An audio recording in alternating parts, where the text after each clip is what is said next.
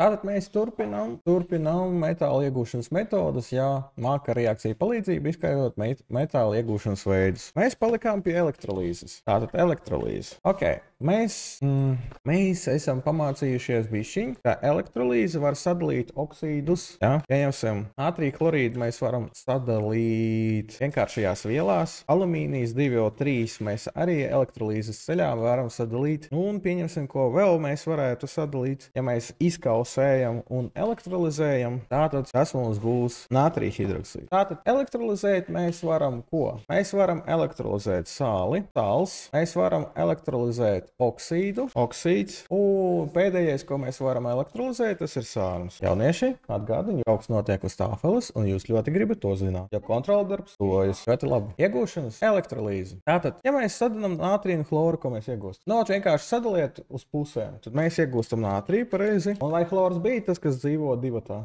Katamies jums ir pierakstīts no pagājušās stundas. Jā, līdz ar to veidosies chlors 2. Ja mēs speciāli pierakstījām tabuliņa, kur bija H2, O2, fluors 2, chlors 2, broms 2, jods 2. Visi šitie dzīvoja ar divniekiem, tie ir jāatcerās no galvas un jāatcerās dienā un naktī. Ja jums veidojas vienkārša viela, šitien chlors, tad tas būs noteikti chlors 2. Ok, kā mēs novienādosim to reakciju? Jaunieši, man vajag jūs atbildes. Tātad pirms natrija liekam 2, pirms natrija chlora arī 2.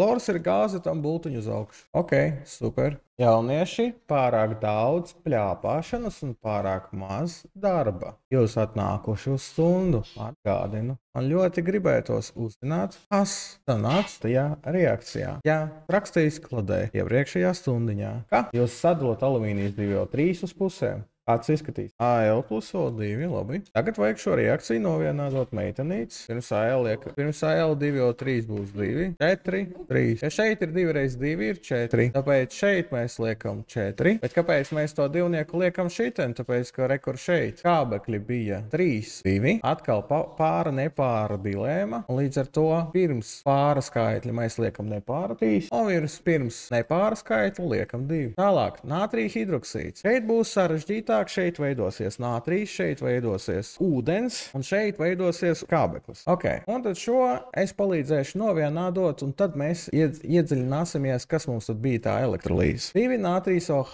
2 natriji, noteikti, nē, 4 natrijs OH, 4 natriji, ūdens molekula 2 gabali, un skābeklis izdalīsies kā viens. Tas jāsaprot, kas veidosies. Ja mēs paņēmam kaut kādu sāli, kas sastāv no 2 elementiem, vienkārši tas sadalīsies. Tas nav baigi grūti, vienkārši jāatcerās dali uz pusēm un atceries likumu. Ja dzīvo ar divnieku, tad dzīvo ar divnieku. Ar oksīdiem vienmēr arī dali uz pusēm, esi malacis. Ar natrija hidroksīdu šis es jums parādu to izņēmumu kārtā. Šitas nebūs jums kontrola darbā. Bet tāds noteikti varētu būt kaut kur olimpiādē. Nu, un eksāmenā es domāju, ka nebūs. Labi, tātad šitais mums ir elektrolīze. Ko mēs daram tālāk? Tālāk mēs ar jums mēģināsim saprast vispār, kas tā elektrolīze ir. Tātad elektrolīzes iekārta. Principā paņemam angļu video no YouTube, atveram, kas notiek. Tātad, rekur, mums ir cinka chlorīds. Tā ir viela, ko mēs elektrolizēsim. Mēs uzkarsējam, tik līdz tas cinka chlorīds sāk izkūst. Ja? Ok. Toties šo te spuldzīti mēs izmantojam tam, lai pierādītu, ka caur to šķidro cinka chlorīdu plūst elektriskā strāva. Ja mēs pieslēdzam tur klāt bateriju ar plusu un mīnusu, to mēs saucam par līdzstrāvu. Fizikā elektrība jau sākusies vai nebija vēl? Ohma likums un nebija. Ok. Tātad mēs pieslēdzam parasto bateriju. Tālāk mēs redzam tie pelēcīgie gabaliņi, tas ir cinks. Un chlors, tas ir gāze, kas izdalās. Tie tvāki, kas izdalās ārā, ir chlors. Tādā veidā mēs sadalām to cinka chlorīdu par sastāvdaļām. Tā tas izskatās reālajā dzīvē. Ko mēs tad varam ar to izdarīt ķīmijas laboratorijā? Mums jāsaprot, kā strādā elektrolīzes iekārta. Tā, elektrolīzes iekārta mums darbojas šādā te veidā. Nē, paņemsim no angļu valodas. Latviski tas vēl nav atklāts.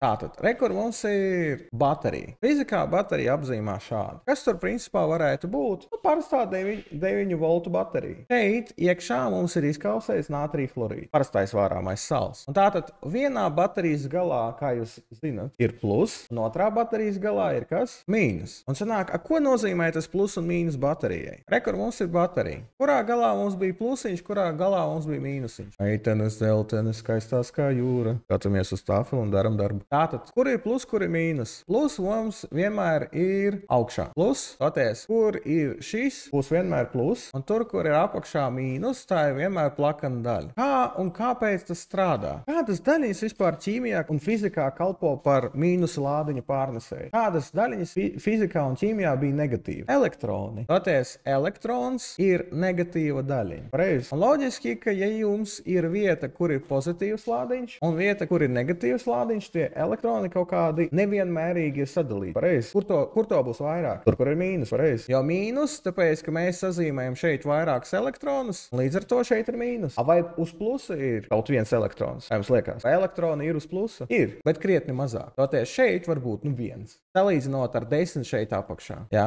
Loģiski, ja jums ir mīnus baterijai, un tas vats ir pieslēgts katodam, lai saprastu, kurā baterijas pusē mums ir mīnus, mēs rekur zīmējam viņu šeit. Mīnus, šeit būs plus. Labi. Tātad blakus mums vienmēr atradīsies kaut kāds metāla vai citas, pieņemsim, grafīta gatavots stienis, kuru mēs sauksim par elektrodu. Tātad grafīta stienis,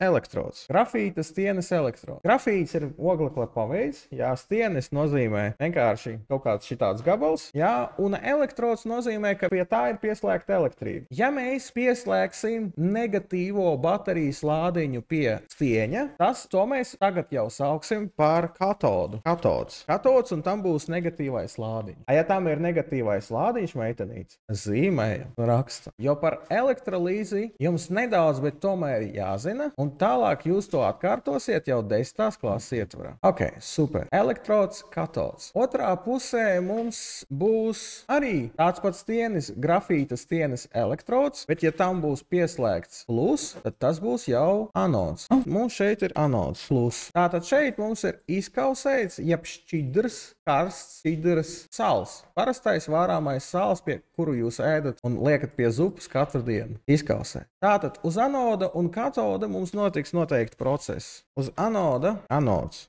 mums ir plus. Ok, pastāstiet lūdzu. Ja mums ir stienis anods, un tam ir plus, tam elektroni ir daudz, vai tam elektroni ļoti trūkst? Un ja tam trūkst, viņš grib tos kādam atņemt, pareizi? Rekur mums ir chlors ar mīnusu. Vai chloram ar mīnusu ir lieki elektroni, kā jums liekas? Rekur ir augšā. Vai mēs drīkstam tos atņemt? Drīkstam, tāpēc, ka mums ir anods. Mēs atņemsim 2 elektronus, lai ko uztaisītu chlors 2, to dzelteno gāzi, kuru mēs rakstījām. Kāpēc 2 elektronus? Jo chlors 2 taču dzīvo 2 kopā, pareizi? Mēs nevaram viņu atstāt vienu. Līdz ar to no 2 chlors mīnus, no katra mēs atņemsim pa vienam, pareizi, lai dabūtu šeit nulles lādiņu. Un tad mēs dabūsim anoda reakcijas procesu. Tātad, ko mēs darām? Mēs vienkārši parādām, kā elektroni tiek atņemti un pārdalīti. Jau uz katoda notiks cits process, katods. Uz katoda mums notiek kas? Mums ir negatīvs stienis, pareizi? Vai tam ir lieki elektroni? Viņš ir negatīvs, noteikti daudz. Un mums ir pozitīvs nātrijs. Vai mēs tam varam iedot vēl liekus elektronus? Vai viņš būtu ar to laimīgs? Būtu. Mēs varam pievienot vienu elektronu nātrijam. Un tad ko iegūt? Neitrāla atoma, kas būs nātrijs. Nātrija metāls. Un tam metālam būs 0. Un jūs man pajautāsiet, skolotāji, kā mēs tam mācāmies? Sanāk, mums ne tikai jāuzraksta produkti, bet arī jāmāk paskaidrot nedaudz, kas ir elektrolīze. Un elektrolīzes galvenais mērķis šajā 9. klases līmenī ir iegūt metālu. Pieņemsim nātriju. Vai ar šo reakcijas varētu iegūt arī chloru? Tā mierīgi. Toties, elektrolīze dod brīnišķīgu iespēju paņemt nātriju chlorīdu, jeb vārāmo sāli, un uztaisīt chloru un nātriju atkal atsevišķi. Un tā ir gandrīz vienīgā reakcija, ko mēs mācīsimies, kura māk šķelt. Kura māk šķelt to visu. Vai tik tālu ir skaidrs? Ok, un pārējie jaunieši? Jaunieši, vai šis ir skaidrs? Ja mums jāmāk pārdalīt tos elektronus, un ja jūs sapratīsiet, ka baterijai ir plus un mīnus, un mīnusam ir daudz elektronu, līdz ar to mēs viņus liksim vienkārši klāt, un otram elektroni trūkst, tāpēc mēs kādam mēģināsim tos nozagt, jā, tādā veidā arī raksta katoda un anoda reakcija. Šis varētu būt diagnostījošā darbā viens uzdevums. Viens vienīgais. Labi, tagad jūs gribētu patrenēties. Paņemsim šo reakciju. Mums jau ir novienādota reakcija. Mēs netēlosim to, ka mēs nemākam novienādot reakciju, kur viela tiek sadalīta ar elektrolīzes palīdzību. Ja? Bet mums noteikti jāiemācās atsevišķi, kā uzrakstīt katoda un anoda procesu. Ok, elektrolīze. Vai jūs varētu man pateikt, cik ir alumīnijam šeit oksidēšanas pakāpe? Labi, sāksim padomāt. Kābeklim ir vienmēr -2. Pareizi? Gandrīz jebkurā savienojumā. Un ja tas divnieks nāk šeit uz apakšu, pareizi, tātad alumīnijam augšā būs cik? +3. Kābeklim vienmēr -2, tāpēc 2 nāk šeit. Ja tā notiek, tas trīnieks šeit pārvērtīsies atpakaļ uz oksidēšanas pakāpi. Ja jūs nezināt oksidēšanas pakāpes, atveram šķīdības tabulu. Jā, tūlīt atvēršu to lūdzu rekur. Paties, viss. Es aizmirsu 8. klasi, viņi neeksistēja manā dzīvē, un tad es skatos, man ir skābeklis -2, pareizi. Es tāds, labi, alumīnijas ir, un alumīnijas ir. Pareizi. Līdz ar to aizmirsi, ir opcijas patkārtot. Kad alumīnijas stāv viens, kādam tam ir oksidēšanas pakāpe? 0. Viņš ir vientuļš. Viņš nav ne ar ko sadraudzējies, viņš ir vientuļš. Un skābeklim šeit arī 0. Viņš satiekās pats ar sevi. Nu, tāds pats cilvēks, dviņi. Labi. Un tad, ko mēs darām? Mēs rakstam katodu, kuram jāatcerās, ka katods būs pozitīvs, loģiski. Alumīnijam ir cik plusi? Bija sākumā +3, atstājam vietu, lai uzrakstītu, kas jādara elektroniem, dabūjam alumīniju ar 0, pareizi? Labi. Mēs atceramies, ka šeit jābūt negatīva daļiņa elektrons, un tad mēs viņu atņemsim vai pieskaitīsim. Nu, skatāmies, šis ir mīnus, pareizi? Ja tu pieskaitīsi +3 vienu mīnusu, cik sanāks? 2, 3 - 1 ir 2. Un ja tu pieskaitīsi šeit 3 elektronus, tad tu saskaitīsi 3 plusus kopā ar 3 mīnusiem, pareizi? Un dabūs alumīnijas.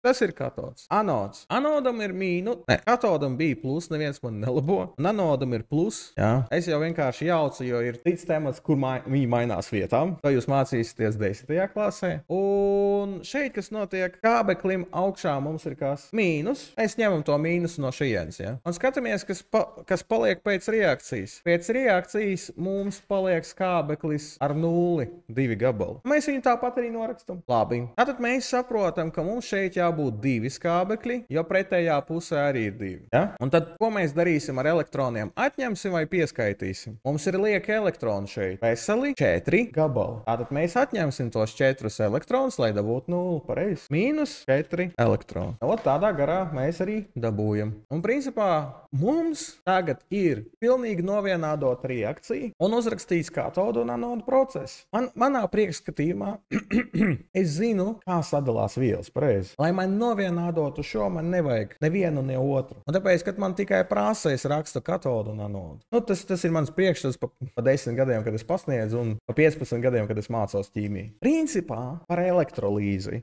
saprotam tikai to, ka tā dala vielas uz pusēm. Tur ir 2 stieņi, viens pozitīvs, otrs negatīvs. Un tad loģiski, kas būs? Katods, anods, uzraksta 2 reakcijas. Viss, jo vēl dziļāk jums šobrīd nevajag. Tas elektrolīze jums atkārtosies 10.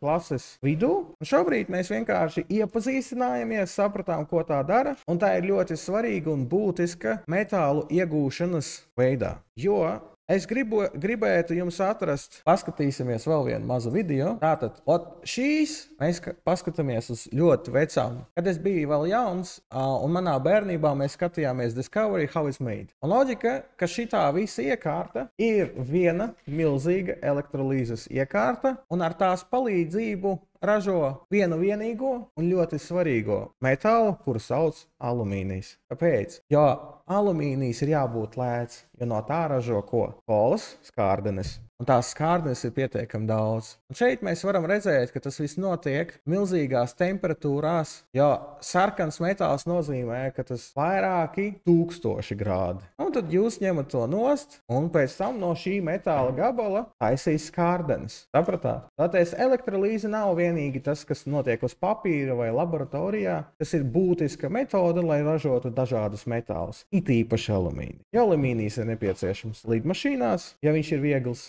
kārdinējs, folija, kurā jūs tinat pārtiku, jā, viņi arī taisīt no alumīnija. Nu, kaut kā tā. Labi, jaunieši, paldies jums par stundu!